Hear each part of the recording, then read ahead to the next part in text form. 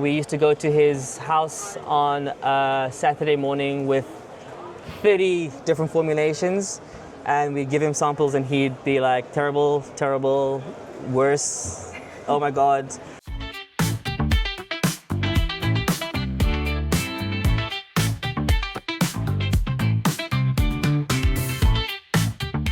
Dumelang everybody, my name is Tsepo Montsi. I am the co-founder of Monatea. We do the world's most exquisite cold brew, botanical, organic beverages. This is a product I created because I wanted something that was truly zero compromise. When I went out to dinner, out with friends, I always find that I'm presented with beverage options which don't really speak to a mindful lifestyle. So either they'll be alcoholic, or they'll have lots of sugar, or if they don't have sugar, they'll either partially or fully replace the sugar with an artificial sweetener. I don't like the taste of those. I think for some people, there's a potential fear of, metabolic effects. And it just felt like even the kind of healthy drink options were kind of exercises in self-denial. They weren't really enjoyable. And very often they'd, be making, we feel, kind of claims that, no ready-to-drink beverage really should be making. So presented with this really kind of unfulfilling landscape and a real need to have, these products, we sat down for a year, basically in our kitchen, and formulated until we had created Monatea. And it's really cold brew Rooibos and botanicals. We have 3 flavors: hibiscus berry buchu, ginger peach, and olive leaf. And we have sage lime Cape Mint. Okay, so for people who may not know what Rooibos is, could you tell us? Rooibos is the national drink of South Africa. It is a herbal tisane. I say tisane and not tea because the plant itself isn't actually related to traditional chai tea or Ceylon tea, which is Camellia sinensis. Rooibos is a completely different plant called Aspalathus linearis. Here are some Rooibos leaves. It goes through a very similar process to Ceylon tea, which is the leaves are harvested and then they are fermented, although it's not a bacterial fermentation, it's a oxidation in the sun. Then they change from green to deep red, and it's a delicious, earthy, intrinsically kind of like sweet almost taste with no tannins, so none of the astringency of Ceylon tea, and it's caffeine free, so it's already the perfect base to construct, I think, amazing beverages. And it's, I think in parts of the world they call it red bush tea? So the literal meaning of Rooibos is red bush in Dutch. Okay, and you have some really interesting botanicals in your products. So tell us a little bit about how you've chosen those. So the flavor really concept is that we have almost 3 layers of flavor. I mean, underlying everything is Rooibos. I mean, that's the base of all of our drinks. And then each of the variants has what we call like kind of our base flavor, and that is sage in this case over here. Ginger over here, and then hibiscus, and we use real ingredients. So this is hibiscus petal, gets cold brewed with the Rooibos over here, sage over here with the Rooibos, as well as the ginger, real pieces of ginger. And then to that we add what we call kind of our mid notes, which would be like a local botanical that we feel has a very complementary flavor profile to the base. And with the ginger, that is olive leaf, it adds like a really interesting, complex, kind of slight bitterness. And then the mint with the sage, this is a very kind of herbaceous, savory taste profile. And we feel the mint kind of also pushes in that direction. And then with the hibiscus, which is a bit kind of a fruitier profile, we have buchu, which adds blackcurrant kind of edge to it. So, yeah. So these 3 are native ingredients. So Cape Mint, African olive leaf, and buchu are from South Africa? So they are from South Africa. Buchu is very typically South African. It's been used in Europe for over 100 years, actually as a blackcurrant substitute, the essential oil. Is it a berry? It's no, it's like a herb. It's a herb. It's a little shrub. Okay. Very deliciously aromatic, amazing to cook with. But these two, we use the local subspecies of very common ingredients. So olive leaf is literally the local subspecies of the standard olive, Olea europea, and like that is Cape mint, which is the, again, local subspecies of mint. And we used to use other amazing local botanicals, snowbush with the ginger and confetti bush with the sage, but we still need to do work to get them kind of registered in the regulatory landscapes of our export market. So we Okay. chose to use more familiar ingredients that had a history Okay. in Europe.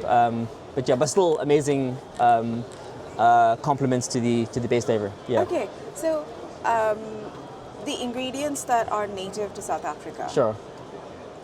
are they easy to source In South Africa, yes. from a supply chain perspective? From a supply chain, yes, and I think that like because we are quite strict with our so our superpower at Monatea, okay, number one I think is product development on one hand. On the other hand, it's compliance. So we are both USDA and EU organic. We are halal. We are kosher, and we have to plug into ingredient sources which are obviously all compatible or registered under these regimens. So it requires a certain level of sophistication, I guess, to maintain that kind of compliance. So these are very well. Can I say like these are very established ingredient suppliers and farmers that we deal with. At the same time, they all have really amazing engagements with the communities in which they operate, and especially with the Rooibos, I mean, they deal directly with the local farmers, you know what I mean, and consolidate their crop in a very equitable manner. Okay, and where all are you available now? Which markets? So currently South Africa only. We are launching in the UK in March. That's with an online store called emmorris.co.uk. So will be available in the UK from about like March, April. And we are actively looking at other export opportunities. We have some conversations going on in Sweden, as well as here in the GCC region. But again, I think it's a product that we created because we felt there was a definite gap in the South African beverage landscape, and as we've traveled, you know what I mean, we've seen that I think the similar issues are present in many places. I just don't feel that there are many zero compromise beverages out there. Yeah, and did you find that there's a lot more interest right now from this region for unsweetened, low sweetened beverages because of the new tax regime? Interestingly, I feel that from our USP point of view, which I think is that kind of flavor complexity and unsweet kind of profile, as well as offering that kind of zero compromise experience, I felt that on those specific points, the demand felt higher in the US, number one, Really? then I'd say Europe. I think over here, the main interest is, I think, in, I guess, the botanical kind of aspect of it, as well as the flavor profile, as opposed to that kind of zero compromise kind of health profile. Because it's an interesting, like, health regulatory landscape over here. There's recently been like carbonation taxes, which I think have been eliminated in the UAE, but Qatar still has carbonation taxes, if I'm not mistaken. So yeah. So anyway, so the incentives to promote kind of healthy foods are in kind of very different areas than in other parts of the world. Right. Like, you know, where sugar taxes generally are the main, stick wielded. So I think we have really unique flavor profiles that really take people in a direction that it's completely unexpected, especially from a beverage, you know? Yeah. And I think that is probably the most gratifying part of this journey, you know, is just to see people confronted by something that they can't quite process, and then slowly get to grips with what they're having, and then maybe just realize maybe this is something that, you know what I mean, I've kind of wanted for a while and then I didn't know I kind of wanted, you know. So I mean, I think that for me is probably the most magical aspect of sharing the product with people. Okay. You know?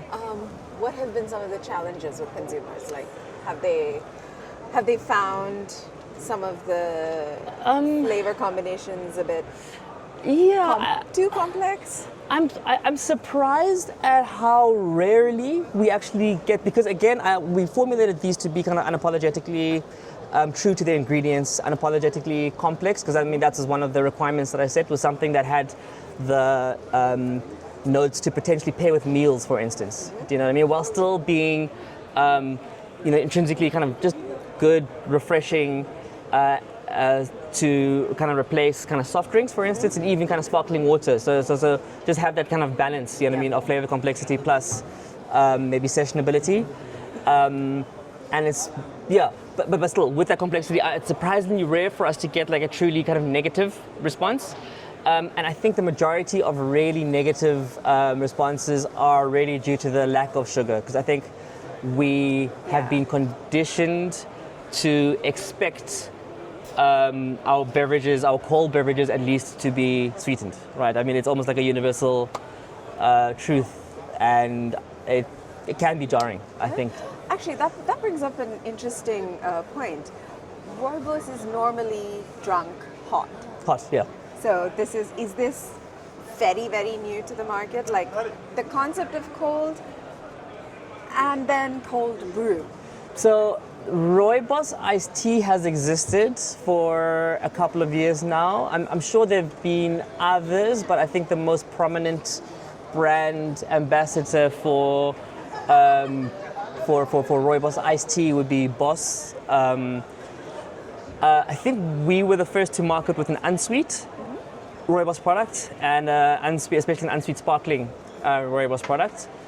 And that really was our, and then plus the I guess the layering of other botanicals.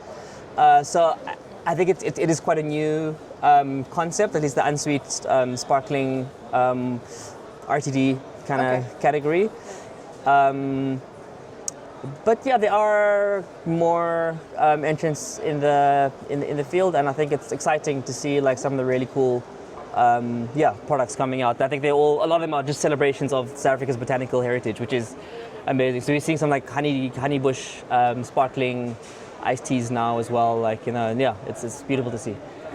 Okay. So let's talk innovation. How long did it take for you to formulate these? So we had the idea in, I think, 2014. And I would say we landed on our final kind of formulations, which have been pretty consistent since then, in 2019. So initially operating in our kitchen, then giving out samples to friends. Then we recruited South Africa's, at the time, preeminent food and flavor scientist, Professor Aubrey Parsons, the late Professor Aubrey Parsons. We used to go to his house on a Saturday morning with 30 different formulations, and we'd give him samples and he'd be like, terrible, terrible, worse, oh my God, and really unflinching in his feedback. And we would repeat this for like a month. And his feedback to us was via longhand letters that he'd write, which his daughter would scan and then email to us. And then one day I got an email saying adequate. And I was just like, okay, we're good to go, huh? So that's 5 years to get the formulation. Well, just to get just to find different flavor combinations, because again, like some of the botanicals, like the snowbush and the confetti bush, for instance, myself and my business partner Imran, we're kind of avid hikers, and these were just botanicals that we were familiar with from our hiking, and then we would, take stuff from our kind of ancestral heritage, like Lingana. I mean, we explored pretty much the entire corpus of botanicals, in Southern Africa. And of traditionally used herbal botanicals in different proportions, to try balance everything, because again, if the mint, for instance, if you get too much mint, it instantly becomes a dental hygiene product, The African olive leaf, it's a very, very finicky product to work with. We've had to throw away I would say about 5 or 6 metric tons of product because the olive leaf was just suddenly like, hey, I'm taking over today. So yeah, just a balancing, you know what I mean, what we had until we had something that was reproducible consistently. I'm an engineer, is my background, initially in automotive. I used to work in electric vehicles, and a big part of this journey has really been to create something that is manufacturable as well as scalable. Okay, and when you started out experimenting with different botanicals, how did you narrow them down? Like, how many did you start with, and how long? How many did you finally end up with? Probably so about 6. We started off with the requirements I set. I wanted 3 flavors at least that were kind of orthogonal. That means that they're kind of like 3 flavors that were almost kind of conceptually 90 degrees to each other, so there was no real sensory map kind of overlap. So they each had a very different, drinking flavor and maybe even different occasion, you know what I mean, that they would be drunk from. So that was kind of what we created. So we wanted, and then that was evolved into, we wanted a kind of fresh, herbaceous one. We wanted a more kind of spicy, maybe pungent one. And then we wanted like a fruity, kind of zesty one. And then we wanted a base one to kind of round them out as like the home flavor. And then that ultimately led us to these 3 flavors. And the base, which unfortunately we no longer produce, but it's actually my favorite. And its time will come one day. It's just a pure Rooibos honeybush product. And that was really, yeah. Okay, so when do consumers normally pick up one? Or is there like a specific one that people maybe unconsciously associate with a specific occasion that you've seen? I wish I could answer that question. I think that is really a lot of the work we're doing now, is trying to understand, the consumer journey, especially that occasion-based drinking. Like, what are the circumstances? So what do we speak to when we're communicating with our potential customers in terms of, and again, it's a very difficult area to get feedback, especially from the existing kind of customers, because there's a kind of opaque wall between us and the customer through traditional retail channels.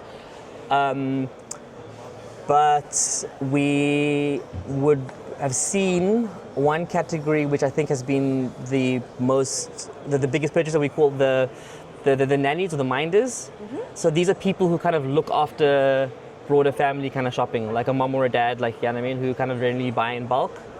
And I think that's kind of for just general home consumption.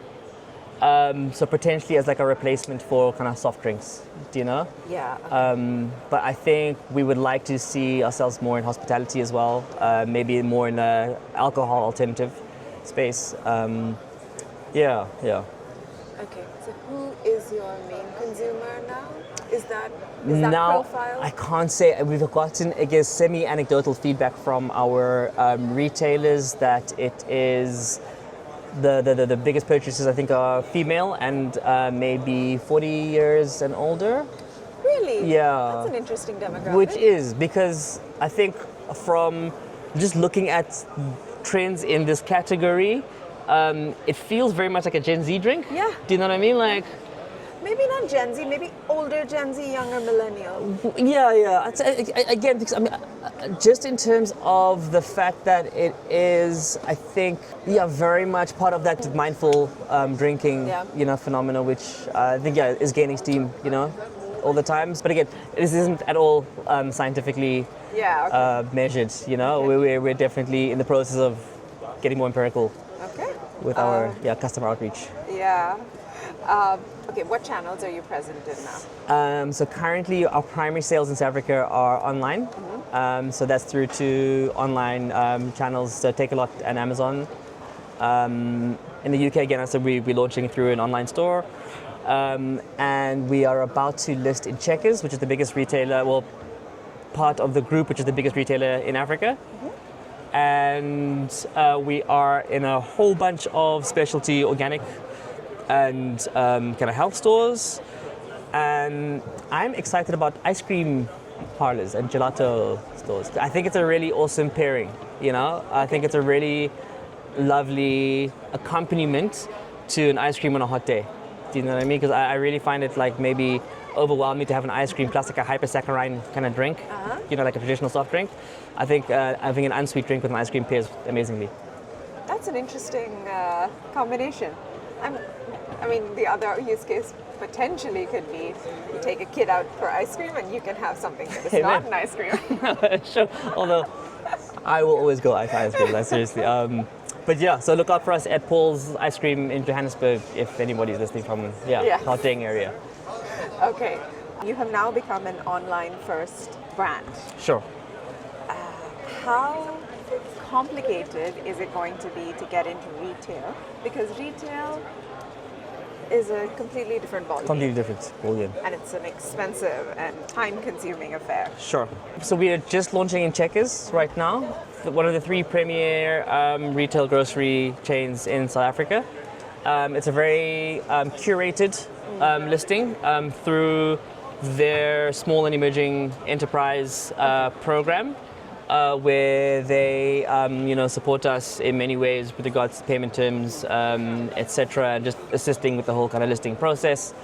It's a very challenging exercise as an emerging brand to sit in a beverage section with tens, potentially even hundreds of other SKUs, and getting the customer to alter their behavior to select you as opposed to whatever they would traditionally be going for repeatedly is a really, really challenging kind of exercise, which is why we prefer online, because I think it's a much easier conversion from that direct customer communication to the purchase, especially as a startup. But I think in South Africa we just don't really have that much of a culture of online purchase of these kind of groceries.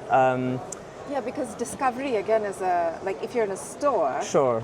discovery becomes easier, product discovery. Sure. But online, it's you'll have to either do some targeted ad campaigns or... But I think that's it. So it's really the conversion of those targeted communications online kind of happens a bit more effectively, especially because we have limited retail listings right now, you know what I mean? So it's very challenging for the consumer then to see the product, get the desire for the product, and then go find it in store with the limited listings that we currently have. But that online loop is just a lot more easy to close. Okay. But yeah, again, I think that we are looking forward to rolling out in Checkers progressively over the next 2 years. Okay, nice. Yeah. You don't have too much of a functional positioning for these, but you do have a functional brand. So we pride ourselves on having created products that we feel is true to its ingredients, and we use amazing ingredients. So the hibiscus berry buchu, for instance, the red color of the drink itself. So the product is rich in antioxidants. The Rooibos itself has its own class of antioxidants called asparlathins. We use real ingredients, so we have all of the amazing, properties of those botanicals, in our core products, but we don't make any claims because we just don't feel that it is appropriate really for any ready-to-drink beverage to be making any kind of health claim or inference really, because I don't think that it's an honest, communication to the customer for so we do, however, have a functional beverage in the traditional sense, where we have added extra functional ingredients, with clinically proven effects. And the one we are leading with right now is Fuqbois. Fuqbois is a kind of better for you energy drink. Actually, this is the old packaging. I can show you guys the new packaging. So Fuqbois is a better for you energy drink with kind of mood boosting ingredients. So it is just like a remix of our flavors. So it's ginger, hibiscus, Rooibos, cold brewed. And we have 3 amazing functional ingredients. The first is maca root from the Andes, rich in antioxidants. But also associated with kind of sexual wellness. Then we have guayusa, which is a really cool caffeine source from Ecuador. that has caffeine as well as chlorogenic acids, and the combination of the two provides you that focus, you know what I mean, that kind of flow state without the anxiety from traditional energy drinks. And the most amazing ingredient that we're really proud to introduce is scaletium, which is also called kanna, which has been used by the Khoisan for thousands of years and has clinically proven mood-boosting properties. Okay. So really, Fuqbois is a better-for-you energy drink with mood-boosting properties, and the brand itself is centered around the celebration of sex and sexuality as part of the universal human experience. And really, the brand mission is to elevate the concepts of respect and consent to the preeminent position that they need to, be placed in. And I think that for us, sex positivity means, starts with respect and consent. And again, the social mission of the brand, we realized that through our partnership with the Warrior Project, really amazing anti-gender-based violence organization. So every can that's sold, a portion goes to the fight against gender-based violence through supporting the Warrior Project. Yeah. All right. Well, thank you very much. Thank you. It's been a pleasure. And please look out for us. And hopefully we'll be in an outlet near you in the not too distant future.